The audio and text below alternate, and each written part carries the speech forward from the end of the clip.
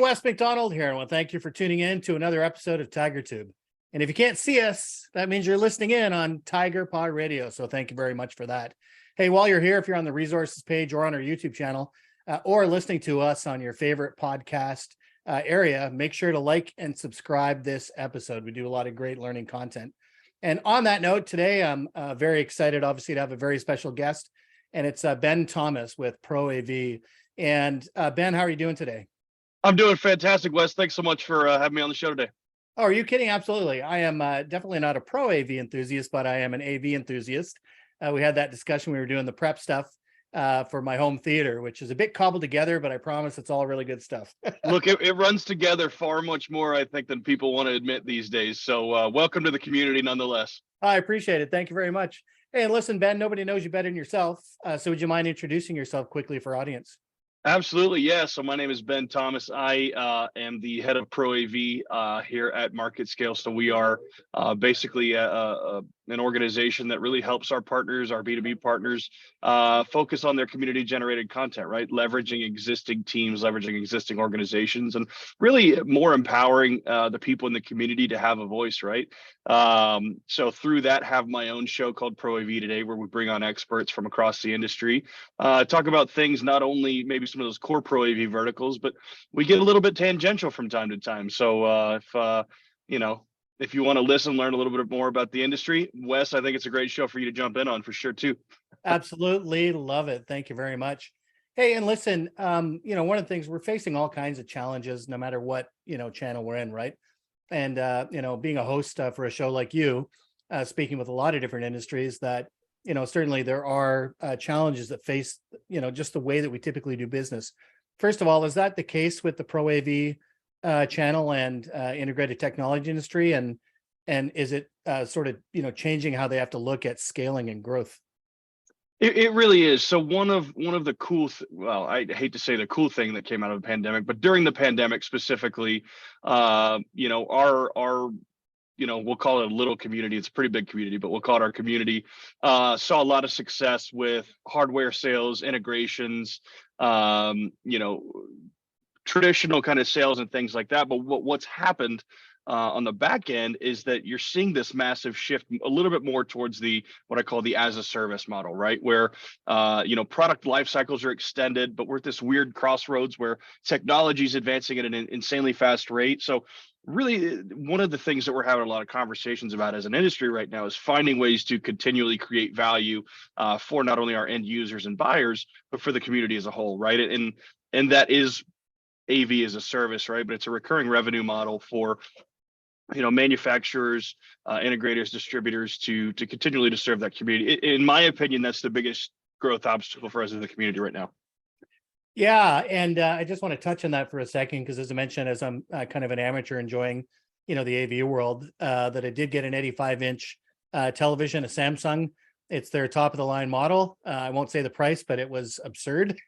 It's expensive, yes. It is, but a phenomenal TV, right? But it starts to get me thinking when I'm looking at high-end, sort of displays like that or anything else.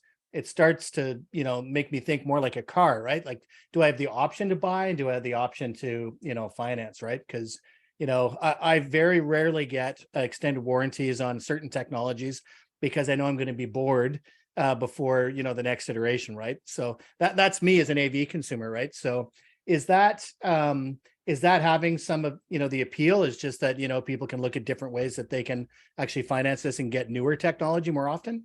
It is, yeah. That's one of the ways, and I'll kind of give this example, right? You're seeing this trend right now, obviously during the pandemic, where there was a lot of remote and this massive hybrid environment, and coming out of it, you do still have some of that, right? But there's this large kind of mass return to office, and what's happened, you look at conference rooms, for example, right? During the pandemic, they kind of served a smaller community, maybe 3-4 people in a conference room, and then bringing together all the remote individuals, right?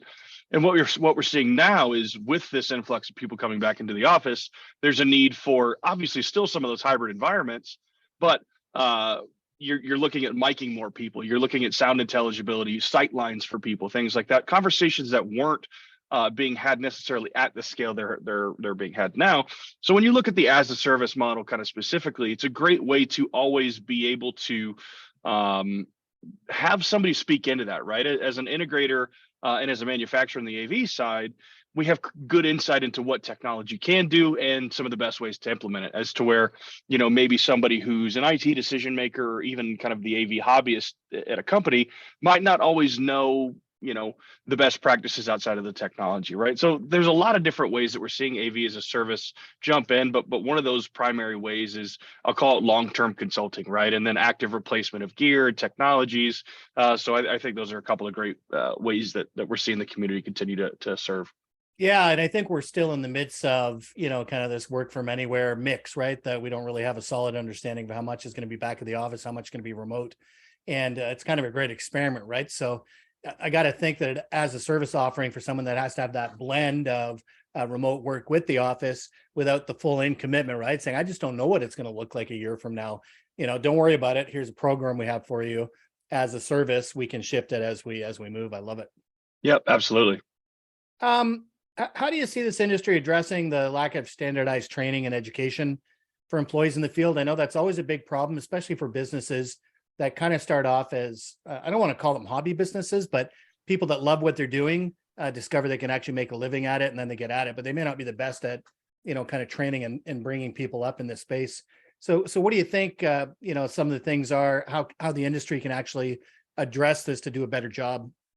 Yeah, we do, and I want to shout out organizations like Avixa, who have the CTS program and things like that, who are doing a great job on the, I'll call it the macro certification level, right?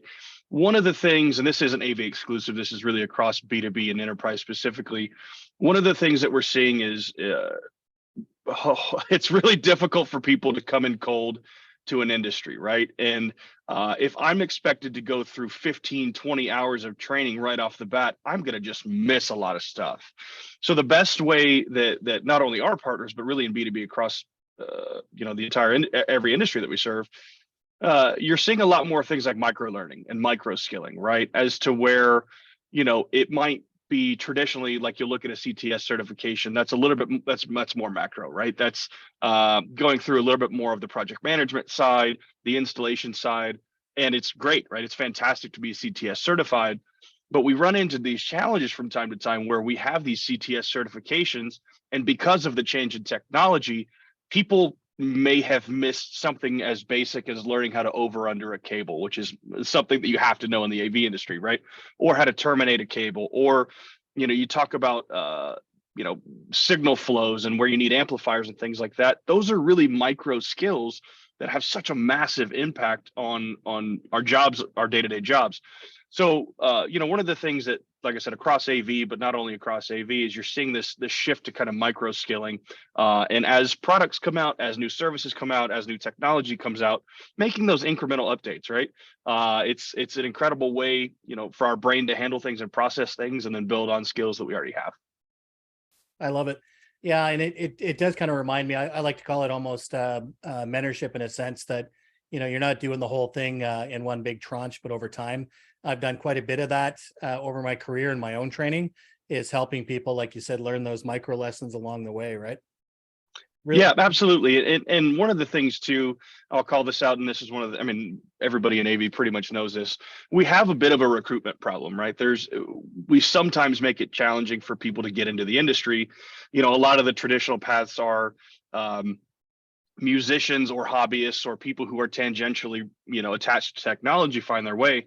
But we don't do a great job of recruiting the newer people, right? And part of that is because there is a lot of tribal knowledge that exists in the industry, to where it's a little bit intimidating, right? So, we talk about standardization, we talk about micro learning. One of the best places for us to roll that out as a community is at that 101 level, right? And not only does it work in ProAV, it works in a number of different industries, but with the technical specifications required in AV, it's very, very important for us to kind of level set as a community and have a point of entry, right? And not make it difficult for people to make that jump from maybe another industry into AV.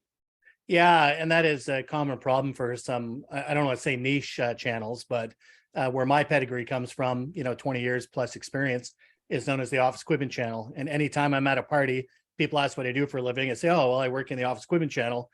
Their eyes glaze over and I have to move on to my hobbies in a hurry, right? Like, it's almost like the channel is invisible. I'm not sure that AV suffers quite to that extent, but I'm very familiar with those challenges, for trying to actually recruit people because they have no idea what it is in the first place. People aren't looking for it, right? Well, judging by people like my wife, where I could start talking about resolutions and bit rates, and her eyes glaze over pretty quickly, I recognize that people can be pretty intimidated by a lot of the specs coming in cold. I know, and like micro LEDs and local dimming and all Yeah, these things, right? no, we don't even know what the heck's happening with TVs these days, much less being able to explain it to other people. Right. Yeah, display technology is just off the charts, right? Wow. Hey, I wonder if you can share with me, how do you see the role of technology and automation impacting the future of the Pro AV and integrated technology industry, right? So we're obviously Tigerpaw, we're an automation company, but outside of what we do for business processes, what do you think that role is? Yeah, so there's a couple of different ways, right? The AV community, kind of like I said, we're at this weird crossroads of rapid technological innovation and extended product life cycles, right? So we're seeing the demand for more function from a specific piece of hardware technology, and a lot of times what'll happen is, so I'll use a camera for an example. I may say it's 2018, I roll out a new camera, but then I'll make incremental upgrades, right? And one of those upgrades might be AI facial tracking, or audio gating, or specific beam targeting, things like that. That's really one of the ways that you see a lot of, especially in hardware, you see those kind of incremental upgrades in AI and technology. But on a more macro level, I was actually reading about this yesterday. The Detroit Lions Stadium uses artificial intelligence and facial tracking to actually in real time make adjustments to digital signage based on demographics, right? So if I'm in section 232 and I'm with a group of my friends, or maybe a big group of people who are my age, we are going to get different targeted ads based on the people who are in that section, right? And that's really the next generation of how our hardware and our technology is enabling, different industries, right? Whether it be the digital signage space specifically, you talk about advertising, you talk about things like all the way to being able to predict concession patterns, right? So there's a lot of different ways that we're integrating into technology, and it's not only from a hardware update standpoint, it is actually in the evolution of things like digital signage, advertising, predictive analytics, things like that. Yeah, it's really neat to hear, about a different use case for computer vision altogether. I'm actually working right now in an e-guide for the alarm and security space and looking at different use cases for that. What a great idea. I mean, that sounds very much like what you're doing on, when they're tracking you on Facebook or using cookies on the website, and surprise, surprise, an ad for that, thing that you keep checking out shows up in, 4 of your different feeds, right? And it's just really neat to hear about that for, the same can be done with sort of visual advertising on these displays. Wow, really cool. Yeah, and it was funny too. The context of the article, ironically, was they were able to predict which sections based on beer sales were more likely to have fights. So they, like, the initial application was so they could send more security, and then they were like, oh, but we can like hyper target ads and update our digital signage, and we always find a way to shoehorn technology everywhere. So Yeah. it's funny to see how that evolved. Oh, I'm telling you, I love seeing these, sidebar uses, right? So another one for computer vision, although developed for object recognition and facial recognition, really for security. Walmart uses it to make sure that people that are using the self-checkout are actually paying for the number of items that they have. So if you walk through and they see that you actually move 12 items into a bag, but you've only scanned 10, then that AI will kick in and alert the attendant to go over to that station and help you to scan those other items, right? Yes, subtle. I call them subtle suggestions or subtle not nudges to people that should be like, hey, something is off here. We don't know what it is because I'm a computer, but something is off here. Yeah. Yeah, guilty as charged. I was shopping through a self-checkout. I don't know, it was probably about 6 weeks ago. And I grabbed the wrong paper towel. And so when I saw the price come up, I said, oh no, that's like more expensive than I was going to pay. I ran it back. The lady helped, take it out of the system. I went and grabbed the other pack and then proceeded to put up my cart and waved to her and start going out. And she goes, no. We were wrong on that one being in the wrong place, but you still have to pay for the one you just took. Exactly. Absolutely mortified, right? But Exactly. how can ProAV and integrated technology providers effectively assess and identify new opportunities, right? So one of the things that I'm seeing, you tell me if you're seeing it in the ProAV space, is that channels which used to be very separate are starting to really run into each other, right? That they're starting to do things that maybe they kind of, left in other people's lanes. A good example would be physical alarm security providers are now also really having to take on cybersecurity to make sure that they're giving that overall offering for the customer in that space. In the office equipment channel, which is typically service copiers and printers, they are now moving into managed IT services. Some of them are doing other things in display technology. I know one dealer that's moved into doing those internal LED panels internally, just like the ones that you'd see in Times Square, but for the inside of an office. And we're seeing lots of that. So are you seeing that in ProAV, and what are some of the opportunities? Yeah, absolutely. One of the things that I like to say is that our AV industry is a support industry, right? Or kind of that base level industry, almost like trucking would be, right? Where doesn't matter if you're a fertilizer company or an aeronautics company, there is that common thread, right? Which is everything is distributed by truck, air, whatever. AV has become very similar, right? Where no longer is AV this kind of hyper focused, okay, we're only going to be a technology industry where people come grab stuff from us and take it out. We're now the backbone for a lot of people, right? Whether it's things like experience centers, whether it's things like, hospitality installations and venues, all the way up to and including things like healthcare, right? Where we're talking about mission critical applications for ProAV, patient tracking, things like that. And one of the challenges had been that because naturally we're a pretty tight-knit community, but we've been a little bit exclusive at times. And as different verticals like education and technology or hospitality or even things like courts, right, have needed us, it took us a while to fully adopt that because we've been a little bit about ourselves. But one of the places I'll use this example that I really love that AV has kind of gotten into is the gaming market. And by gaming, I mean like casino gaming. Okay. So you look at a state like Ohio, who just legalized sports betting in like restaurants and retail locations. That's an entirely brand new market for most of us, right? You're talking about, sure, you've got an integrator that has maybe historically put some TVs or a Crestron system in there, but now you've got fully integrated devices that are now OEM manufactured, that have display manufacturers, that have ticket reader manufacturers, that have, AI predictive analytics and cameras. So I love seeing the industry grow into markets like that, right? And it's one of the things that we have to kind of be intentional about, because no longer do people always just come to us and say, hey, give me this, give me this, give me this. We have to go out and we have to get out of the traditional Infocom, ISE, NAB, IBC world and go to these shows like TCEA and ISTE and NRF.